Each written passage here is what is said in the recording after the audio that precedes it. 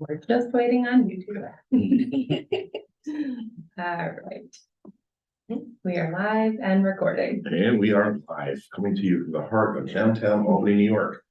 My name is Darius Shankar. I am the treasurer and chair of the IDA Finance Committee. With us here today, we have Lee Eck, Anthony Gaddy, John Maxwell. We have a quorum for purposes of the meeting.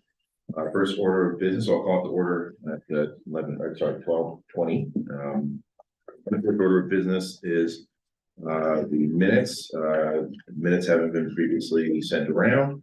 I call for a motion to waive the reading and to accept them as presented. So move, Tony. Second. Lee, all those in favor? Aye. All right.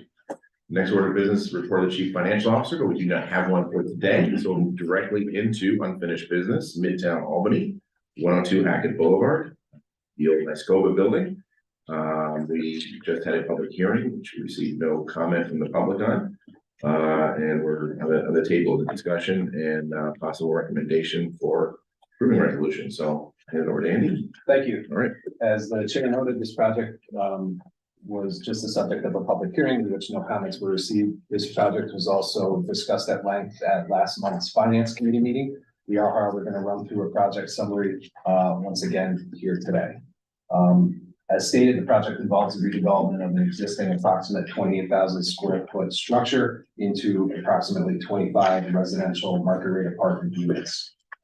Looking at the estimated expected revenue gain to the taxing jurisdictions, assuming the building is to stay vacant, the net benefit is just over $222,000.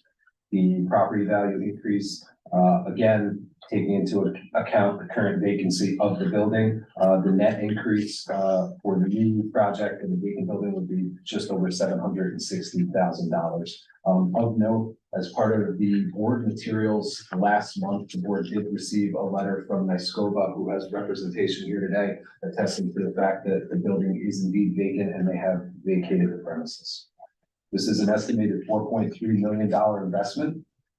We're going to run through the framework scoring rubric momentarily. As we do with all projects requesting real property tax exemptions, we did request the Capital District Regional Planning Commission to engage in an in-plan economic impact analysis, looking at the direct, indirect, and induced effects of the project. Seeing as how there were no anticipated full-time jobs to be created, we did look at just the construction impact, and that has a total effect of an estimated $4.5 million.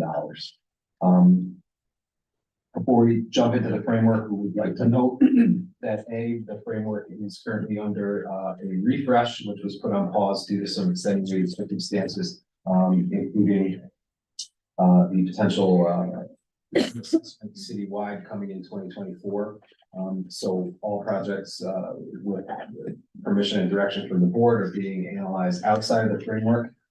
So that being said, based on the requests at hand, we did bring on board a third party who looked at the appropriateness of the financial assumptions and also the reasonableness of the requested assistance. Executive summary was made part of these materials, and the full report was made part of the board only materials that was also circulated last month. The end result of that report was findings that the financial assumptions are reasonable, as well as the requested assistance. I'm going to run through the point scoring system, knowing that this was, again, analyzed outside of the framework. The project received 1 point for being in a neighborhood plan. That would be the Midtown Colleges and University plan. Under identified priority, the project receives a point for being vacant. Again, mentioned a letter from Nescova that had been circulated. Identified growth area, the project receives 1 point for being located in an existing cluster, that being medical. Also 1 point for the conversion to residential. Under job creation, project receives 1 point for an estimated 40 construction jobs to be created. And under the investment header, 1 point for the approximate $4.3 million investment. Community commitments, the project has committed to incorporating regional labor into the construction period, which therefore means they will need to utilize at least 90% regional labor. for construction jobs on site. That being said, we did circulate the pro forma and the financial information as well as board only materials. If there's any specific questions, comments, or concerns with those, we could enter into an executive session to discuss that. Does anybody have any questions pertaining to the board owned materials? And I don't. My observation is it's a little bit unusual that the actual tax revenue generated from this property is, because it's coming off of usage as an office building, its value for tax purposes was higher, but now that it's vacant and has been reduced, and that is giving it a lower floor than otherwise happened. That's a redevelopment project like this. That being said,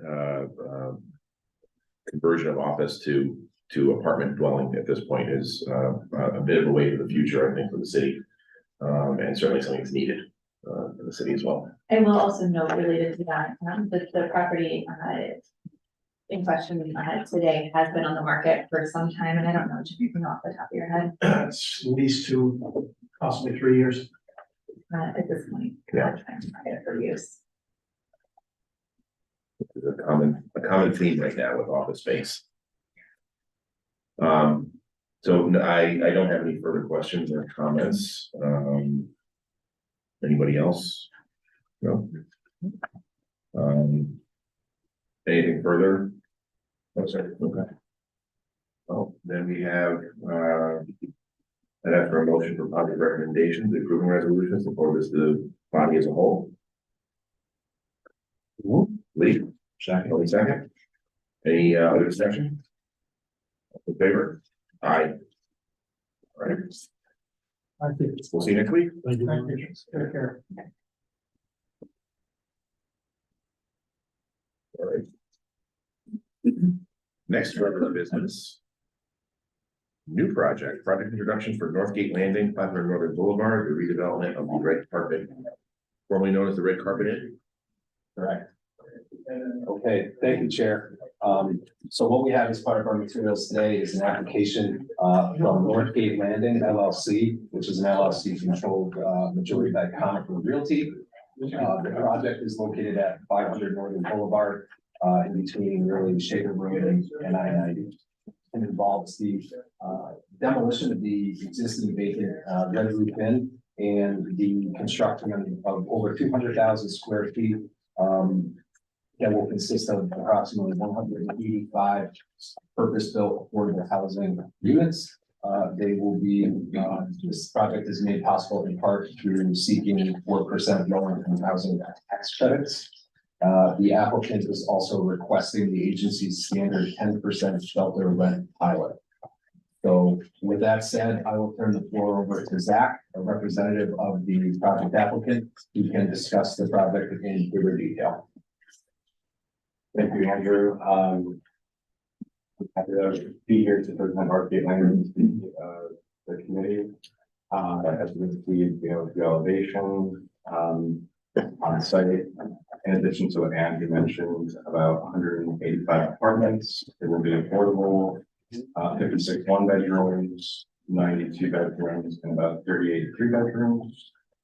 Exterior materials include brick, fiber, cement lap siding, as well as composite wood. So again, to try to integrate into the community a bit more, and a lot of the recent kind of completed projects, have a very similar look to them as far as design. And that's a little bit about the design, in addition to what Andrew mentioned. Well, the approvals, Andrew? Yeah. The city. There we can have conditional approval. I'll also note that we've spoken with the local common council member regarding the project, and he's been very supportive of this, and so we'll continue that dialogue as well. How refreshing. We expect to have the full suite of application material to go for the next. Okay. Any other questions for Anybody? Have we started pilot payments? I guess I did have a question actually. I think there was, I thought I saw a discrepancy in the estimated pilot payments, which are 18. And further down, no, page 23. Am I missing something here? You may well have, one of the issues that we're having that we're gonna have to address probably sooner rather than later is the application.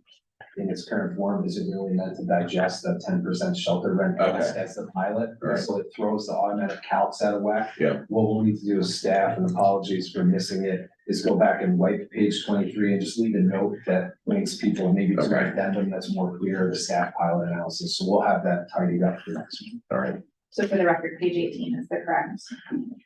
Calculation. Yes.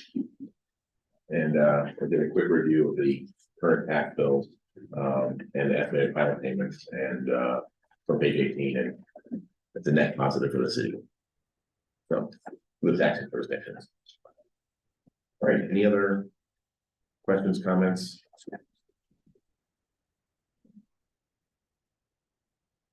Next. Thank you. Thank you. Professional service agreements. All right. So these, we have in your packet, the standard agreements that we review annually around finance committee table and then at the board table for professional services for the upcoming year.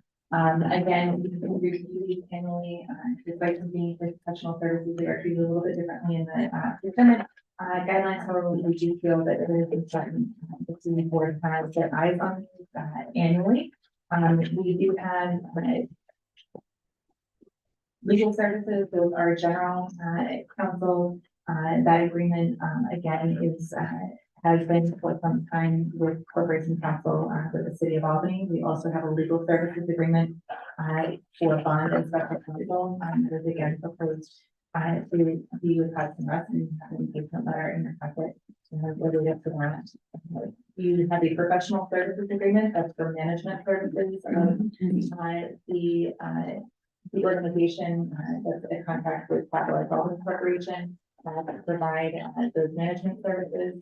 You have a contract for services in there as well for economic development services. Those are services related to stimulating investment in the city of Albany. That again is with Capital Development Corporation. And then the contract for services between the IDA and COC that outlines how to use transfer between those organizations for management of that these functions. So again, if no changes proposed in each of those, I will note that for the legal services, special bond counsel, there is a description of general fees, applicant and project fees related in there. However, the fee to the Industrial Development Agency has not changed in that contract, as well as with general counsel contract or with the Capital Albany Professional Services Agreement contract. The Capital Albany Professional Services Agreement contract, as we talked through during budget season, while costs will be escalating at Capital Albany as projected for next year, the corporation hasn't proposed any increase in that fee due to projected outlook for the development agency. That is discussed both at the finance committee and the board meeting related to passage of the 2024 IDA budget for that. Happy to take any questions on each of those. I believe we want to look at those individually for recommendations to the board. So,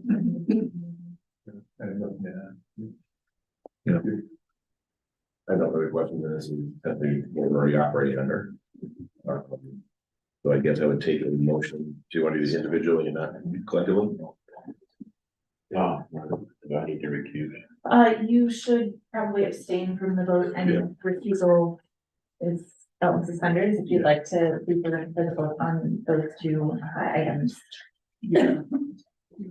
I would recommend to abstain, as Sarah indicated, recusal if you want to walk out, that's, I think, as Sarah indicated, that's belt and suspenders. So for the, just to be clear, Anthony Gaddy is also a member of the Capital Revolving Board of Directors, and we've had that agreement in place for some time. And so let's take items 3 and 4 out of order then, and we'll do, Chair, if you don't mind, the Legal Services General Counsel, the Legal Services Bond Special Counsel, the Contract for Services IDA CRC, and then we'll have Tony step out for professional services and contractor services. And we'll still have a quorum. No, That's okay though for a vote for I recusal. think it is. Right, we had a quorum to begin. Yeah, correct. Right. And he'll come back in Yeah. after the close. All right, so now ask for a motion for a positive recommendation for the legal services contract for general counsel. Not yet. Not yet. It sounds like you just moved that one. You can move that one. Secondly. All those in favor? Next, I'm gonna ask for a motion for positive recommendation for the contract for legal services for bond special counsel. Motion Tony, second Lee, all those in favor? Aye. Going out of order to item Roman numeral little 5. Contract motion for positive recommendation for the contract for services for the IDA CRC. Tony. Yeah. Motion, second, all those in favor? Aye. Now get out.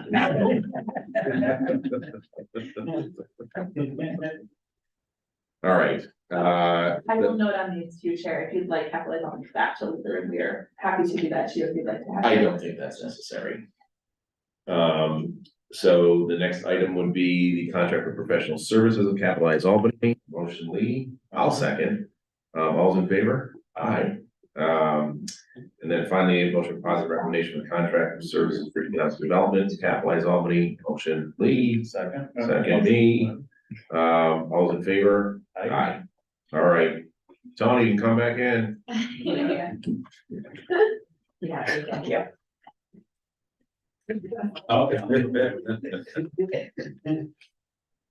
All right, so we got the next item of business, agency update. What possibly could we have an agency update to talk about today? So very many things under agency update. I'm gonna save, bigger compliance updates. First, in extremely big news, I'd like to welcome Cassidy to the team, she's sitting all the way at the end of the table. She is brand new, her first full week, with Capitalize Albany Corporation. She is gonna be helping out at the IDA as well, and is already jumping in on a number of tasks here. We're delighted to have her.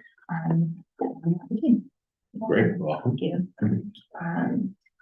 She will also maybe be joining us for the common council meeting that is scheduled for Thursday of this week. So that's the other update under agency update. Do we want to keep her employed here? Jump right in. Jump right in. Expect that to go well. We've been doing this annual report to the common council for a number of years now. With COVID and remote meetings, it did take a little bit of a break. We've been providing an annual report for a while. While originally those meetings were really long, we really walked through ad nauseam. Toward the end, they were asking us why we kept coming back because they knew all of this stuff been doing. So Okay. we're looking forward to somewhere in the middle of those two things. That's Right. a short hiatus and seeing them in person. But they've already been provided the annual report back in September or so when the board had reviewed it. They've also been provided the PowerPoint presentation ahead of time, so we'll be going to walk them through that. And so if anyone would like to attend that, I should have written down what time that was on 5:30. Thursday, 5:30. And that's the Planning Economic Development and Land Use Committee.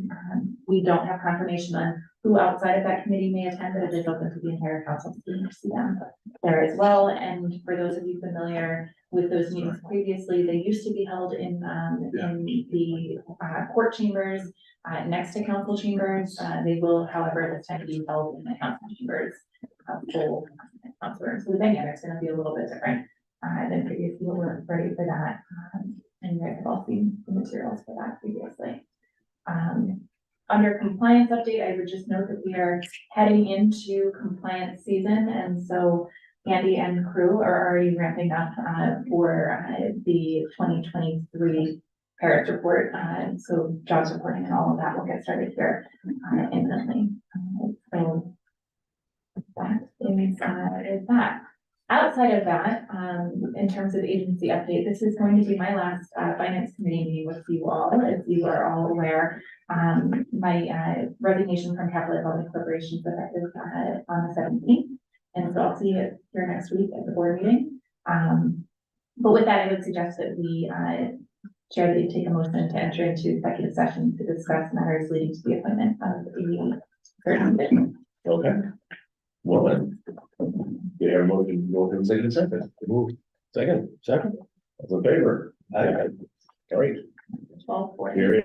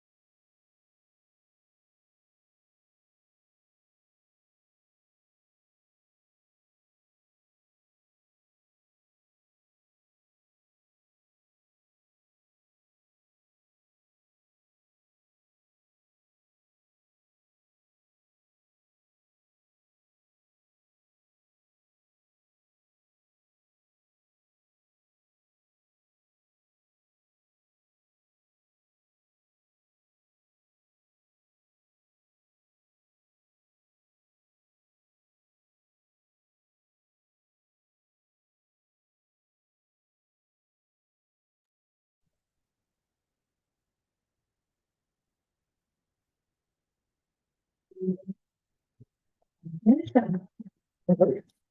we're back out of executive session, no action was taken. Motion to exit the executive session. Tony seconded, at 12:46. All right, any other orders of business? I think we are done then.